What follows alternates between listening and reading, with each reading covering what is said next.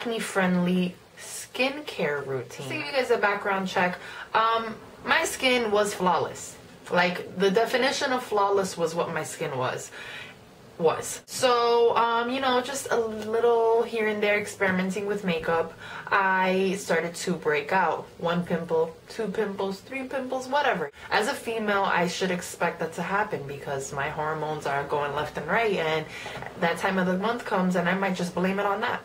But no, it wasn't that. I started to progressively get acne on one certain side of my face, and I started getting very anxious and just very impatient. So I bought one of these little scrubbers, and I got this at Sephora for about $5 to $6.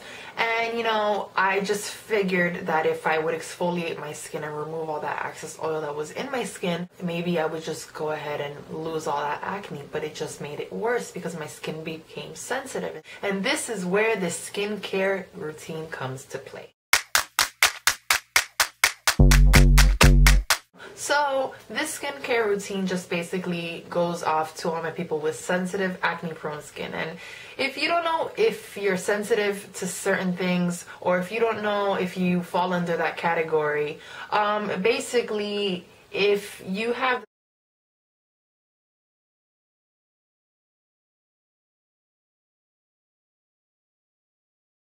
then honey boo boo, you probably have sensitive skin. And I, unfortunately, have sensitive skin. Once I've gotten home from whatever I've done, I go ahead and I take one of these wipes. And these are the Burt's Bees Sensitive Facial Cleansing Towelettes. These retail for about $5. I used to use the simple ones, the UK brand, and those were also pretty good too. I just wanted to see what else was out there for my type of skin type. So when I go ahead and I remove my makeup, I use 1.5 of these. So I take one of these and then I take another one and I split it in half, use that one on my face. I don't apply this on my eyes because, like I said, since I do have sensitive skin, for some damn reason, it starts to burn my eyes, and I don't like that feeling. When I'm done with that, I go ahead with this AVENE Cleansing Gel.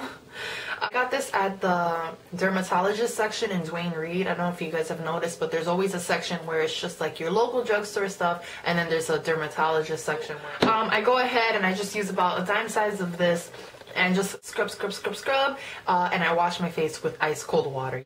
The reason I do that is because it is just closing my pores, and I don't want to have open pores because that'll just attract a lot of bacteria, which will make me break out. So next thing I do is I go ahead and, using the Proactive Solution Revitalizing Toner, I take a little cotton swab and I just like to remove all the excess dirt or the excess makeup that has not been removed with my towelette or my facial cleanser, and I just feel a little bit more confident for the fact that I don't have any gunk in my face. So that is just that. Usually I don't go for the Proactive, but I have had this for quite some time, and I had ran out of my Holy Grail Witch Hazel, so I just went into my medicine cabinet and I found this. So I've been using that, and it has been okay, but it does sting a little, and I think it's just for every skin type. It doesn't necessarily have to be just for sensitive skin. It stings for any skin type. Once that has let to dry, I go ahead with my Clean and Clear Gel 10% benzyl peroxide acne medication. This is maximum strength. It is said to go ahead and use somewhat of a lower percentage when having sensitive skin, but they didn't have a lower percentage when it came to Clean and Clear, so I just took whatever was there, and I really like this stuff. This is probably one of the only things I can honestly say has really helped me out with acne. I know there's people that have it way worse than me, but it sucks. It gives you a confidence boost to know that you have beautiful skin, and you know, you don't really know what it is to have good skin once you've had kind of crappy skin. You know, for you guys that are suffering with acne, I'm telling you, you will not regret it. The only side effects with benzyl peroxide is that it leaves your skin really dry, and one of the main reasons why it works so much because it's absorbing all that oil, and with oil in your skin, that's how bacteria gets attracted to it and creates pimples.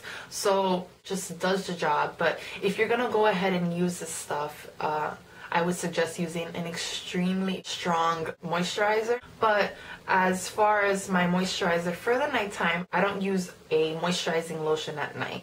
I use the pure jojoba oil 100%. It is for hair, skin, and scalp. And this stuff is pretty damn awesome.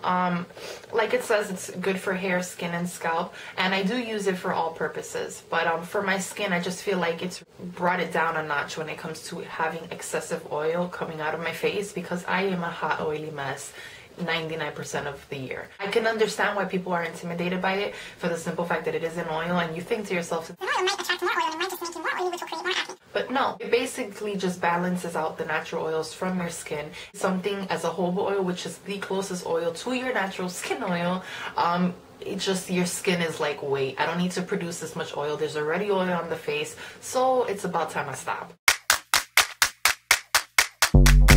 I've already had all this stuff that I applied the night before. What I use is the same old AVENE Cleanse Gel, using my fingertips, just rubbing it into my skin, and I wash my face with cold water. I do not use a toner in the morning because it doesn't really go good with me, and I do not use the jojoba. So I go ahead with my Cetaphil Moisturizing lotion for all skin types, and I like the fact that it is for all skin types, and this stuff does wonders for me. It doesn't make me super oily, it doesn't break me out, and it is recommendable for sensitive skin, so that's something that I really like about Cetaphil.